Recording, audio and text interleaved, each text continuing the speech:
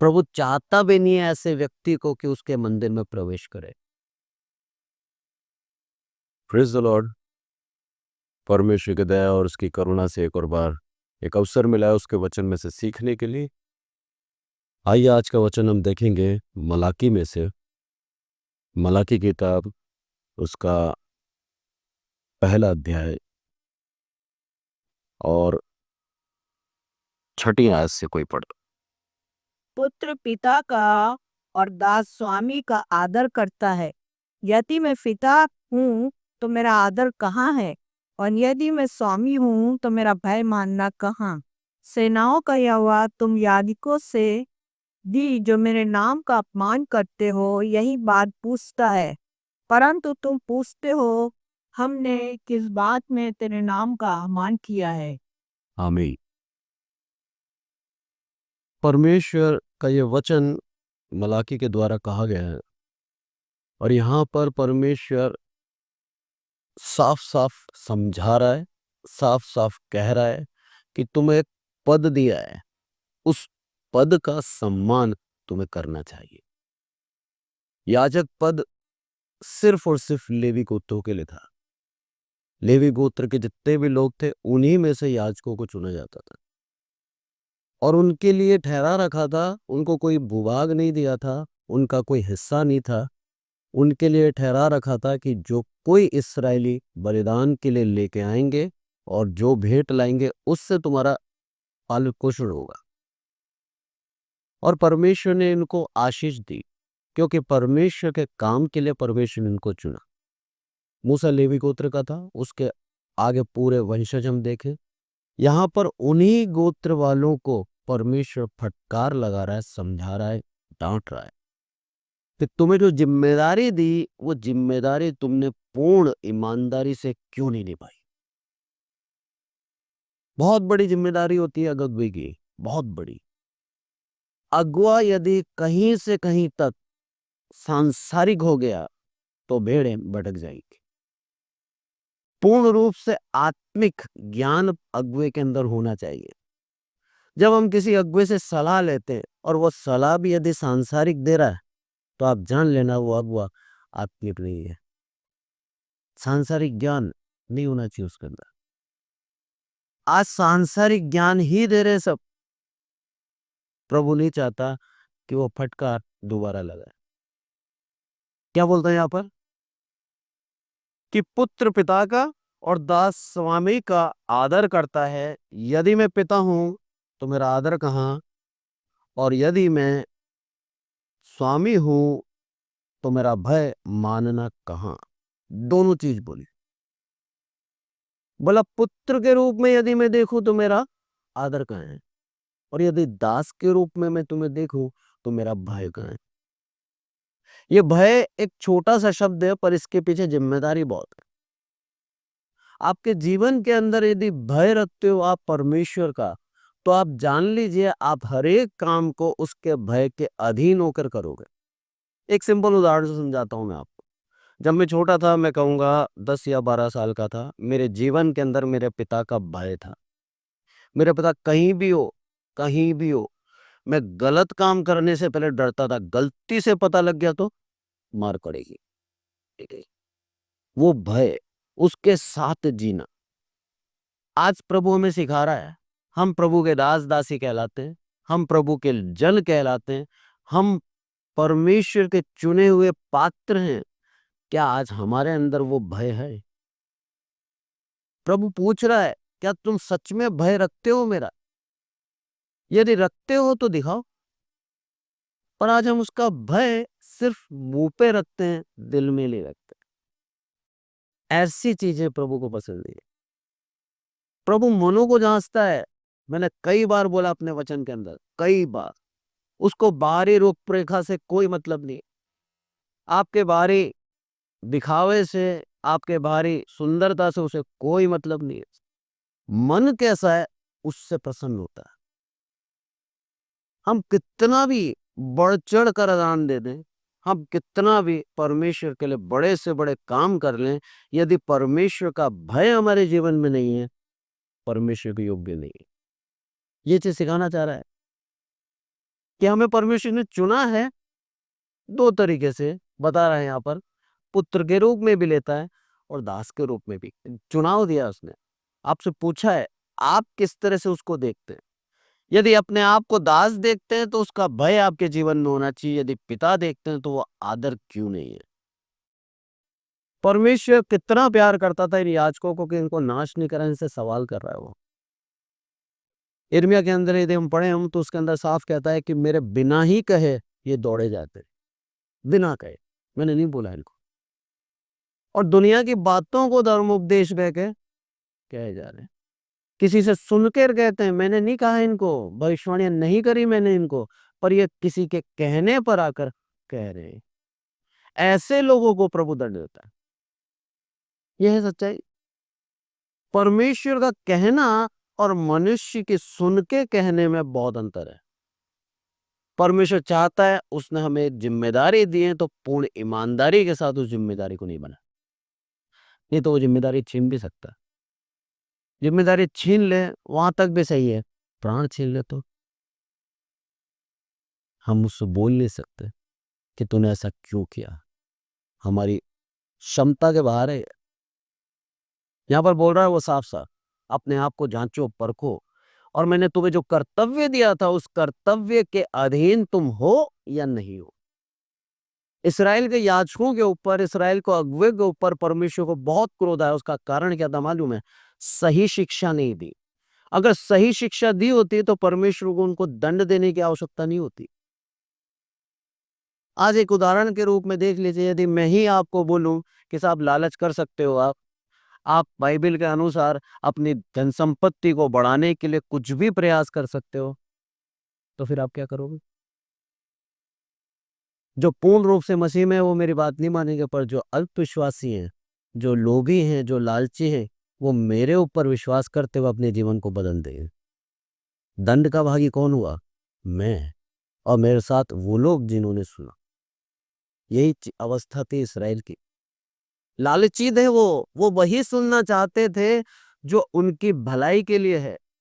इसीलिए याजक वही कहते थे जो वो सुनना चाहते थे।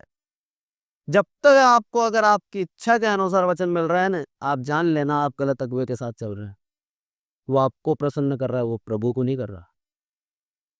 प्रभु को प्रसन्न कर रहा है तो आपको चुभेगा, क्योंकि आपको प्रभु प्यार करता है, वो गंदगी भी निकाल देना चाहता। यह है सच्चाई। आप वही चाहते हो कि शायद में डूबा हुआ शब्द मिले, आप खाते रहो, आपकी गंदगी आप में बनी रहेगी, आपके अंदर पाप बना रहेगा। ये इसराइलियों के साथ था। इस कारण से 70 साल की बेबीलोन की गुलामी में गए ये लोग, क्योंकि ये वैसे ही जीते आ रहे थे।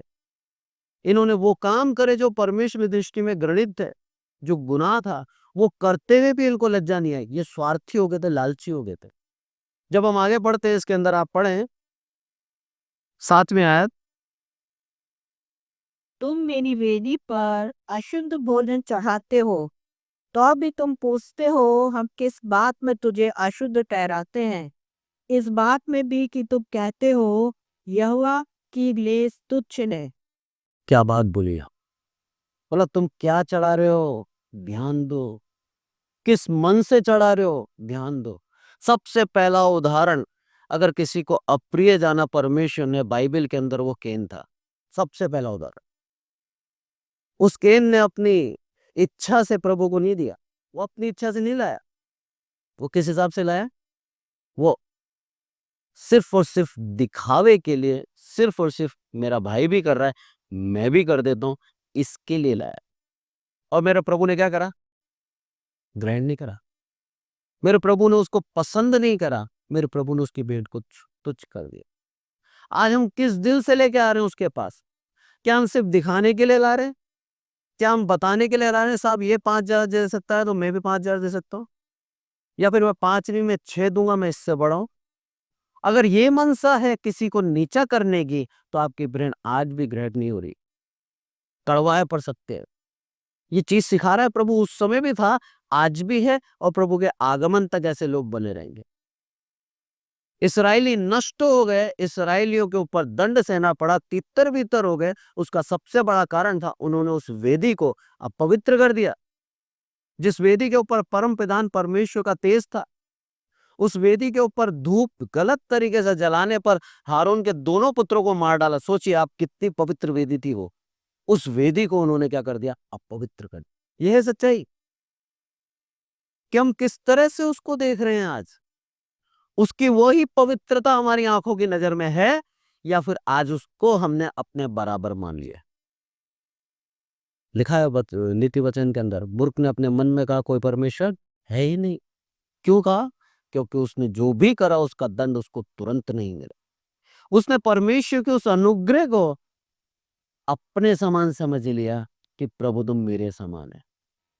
आज हम उसके अनुग्रह के काल में जी रहे हैं। इसीलिए हमें जो काम करते हैं, जो गलत करते हैं, जो पाप करते हैं, असत्य पे चलते हैं, उस कारण से हमें तुरंत दंड नहीं मिलता।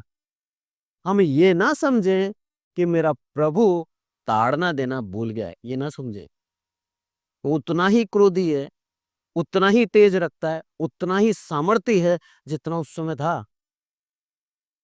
लिखा है साफ साफ, मेरी भेंट को, मेरी वेदी के ऊपर क्या करा तुमने? अशुद्ध जानवर चढ़ाए। क्या लिखा था? 1 वर्ष का नर हो, शुद्ध हो, जिसके सारे अंग सलामत हो। ये कैसे चढ़ाते थे? लंगड़े जानवर, और ऐसे जानवर जो बाजार में बिक नहीं रहे। आता है ना, कई बार हमारे चंदे के अंदर भी आता है, वो नोट आता है जिसको हम कहीं चला नहीं सकती। कई बार अंकल ने भी उन नोटों को निकाल के बाहर कर दिया। क्यों आता है? कहीं नहीं चल रहा साहब, ये 20 का नोट खराब हो चुका है, अब कोई दुकानदार नहीं ले रहा, फट गया है, टेप से चिपका के भी कोशिश कर ली, डाल दो इसके अंदर।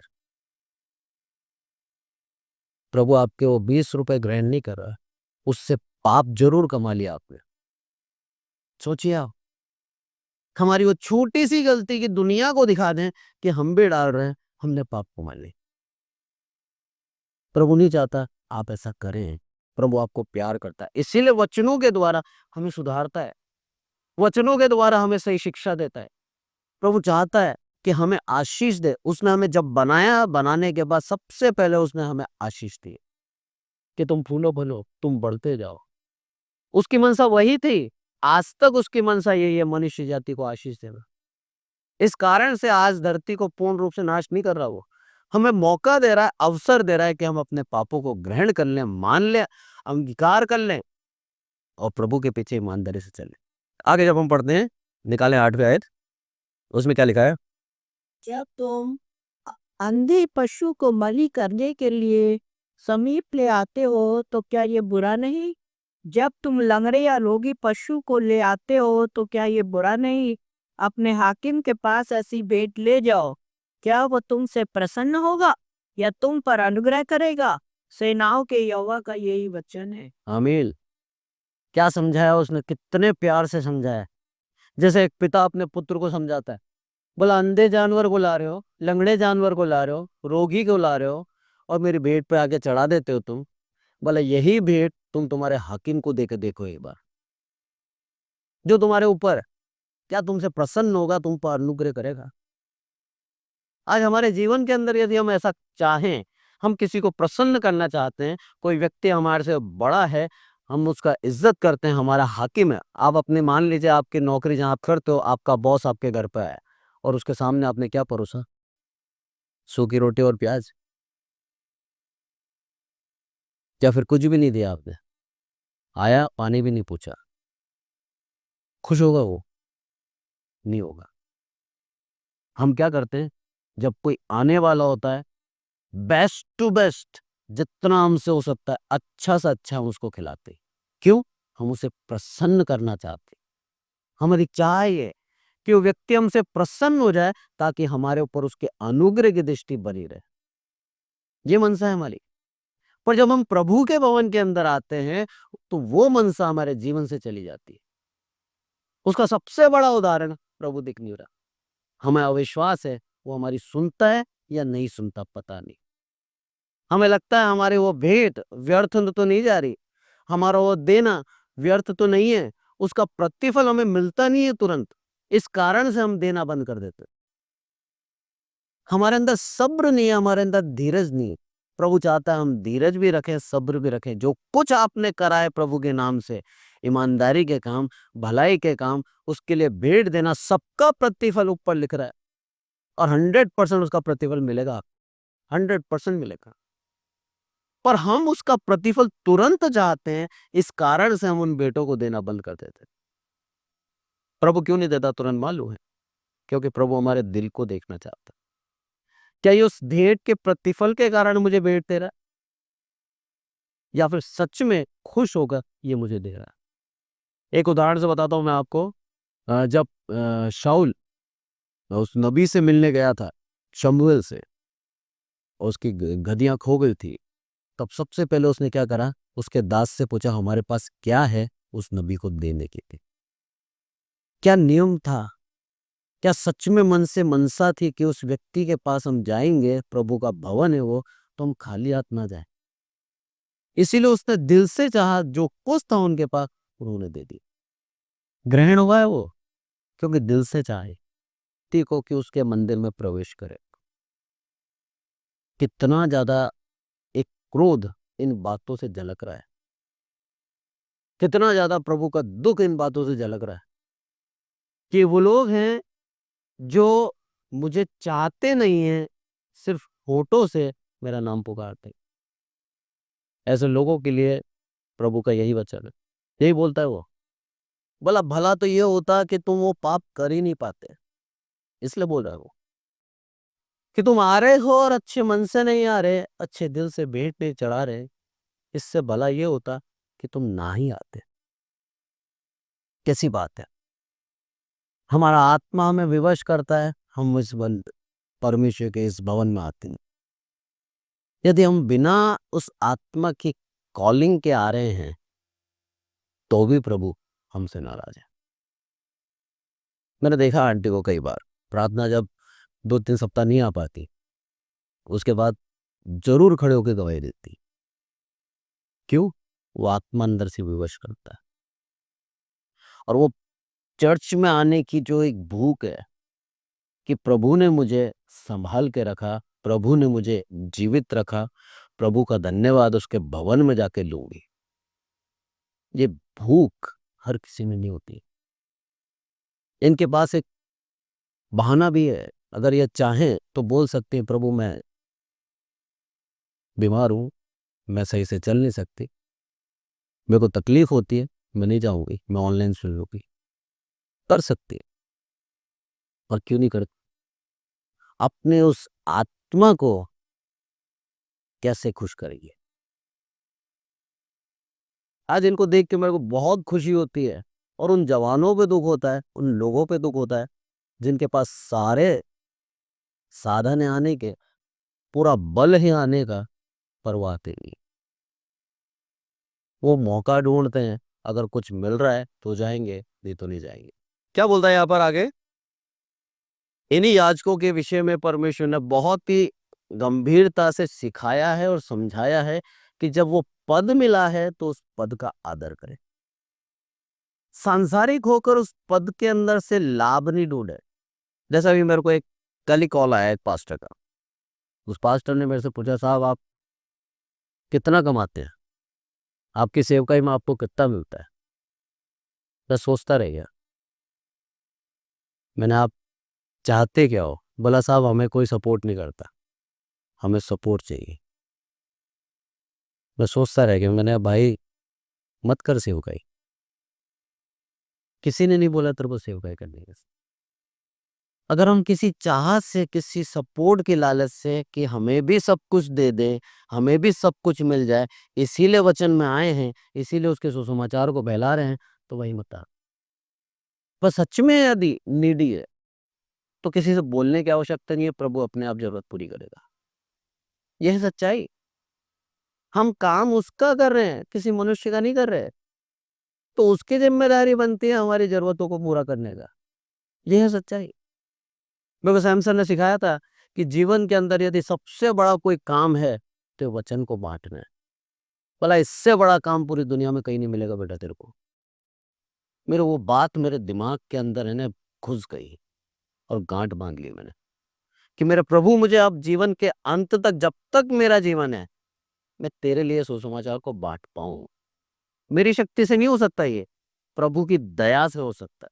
जैसे मेरे पिता को चुना, उन्होंने पूरे 50 साल सुसमाचार बांटा, पूरे 50 साल। 73 साल की उम्र में वो कैंसर से खत्म हो गए, पर 50 साल नियत रूप से निरंतर सुसमाचार को बांटते रहे, एक मंडे छुट्टी नहीं करी। सोचिए आप, उनकी क्षमता से था ये? नहीं। मेरे प्रभु का अनुग्रह उनके ऊपर था, उसकी दया उसके ऊपर थी कि मेरे पिता को पूर्ण रूप से एक विश्वास योग्य दास बनाया।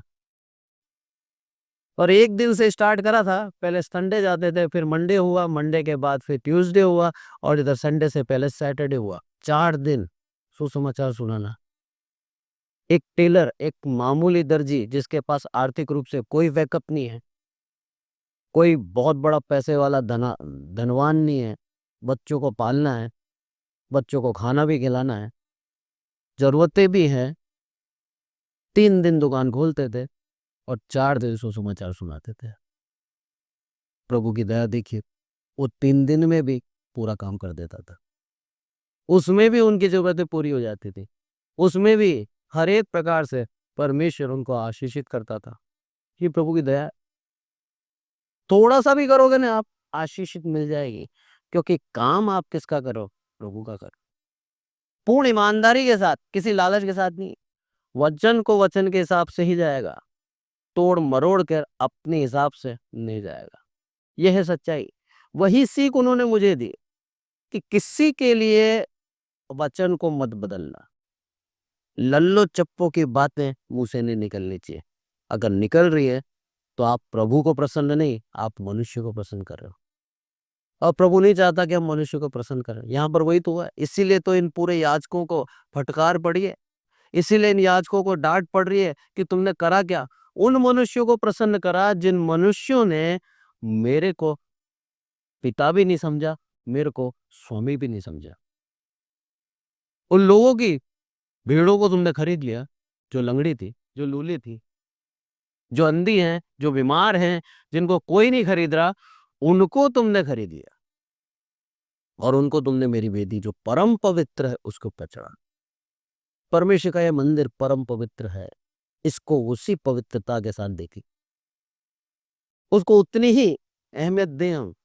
यदि उसको इतनी पवित्रता के साथ नहीं देख रहे हम, तो मेरा प्रभु आज भी हमें सिखाना चाह रहा है कि हम उसको उतनी पवित्रता देखें।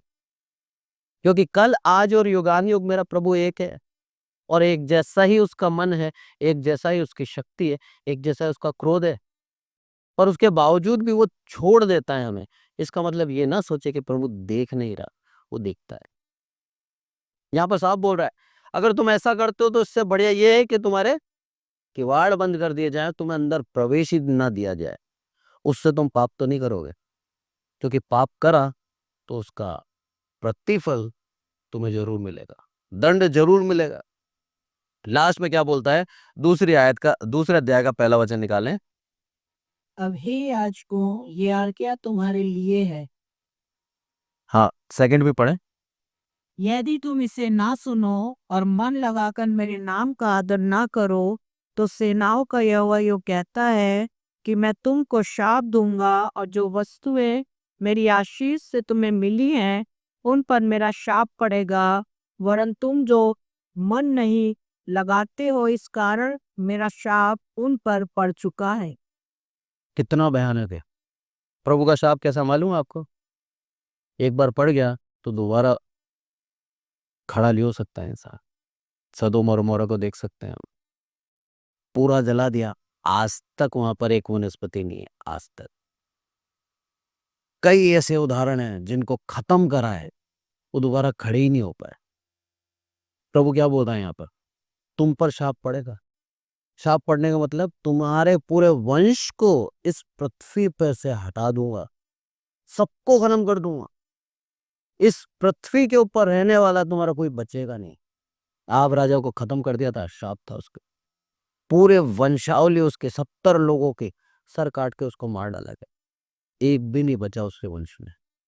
उसका यही शाप है कि जैसे ही उसने चुन लिया किसी को शाप देने के लिए, उसको इस पृथ्वी पे से नाश कर देता। याजकों के लिए कह रहा है यहाँ, बड़ा सुन लो तुम, मैं क्या कह रहा हूं तुमसे।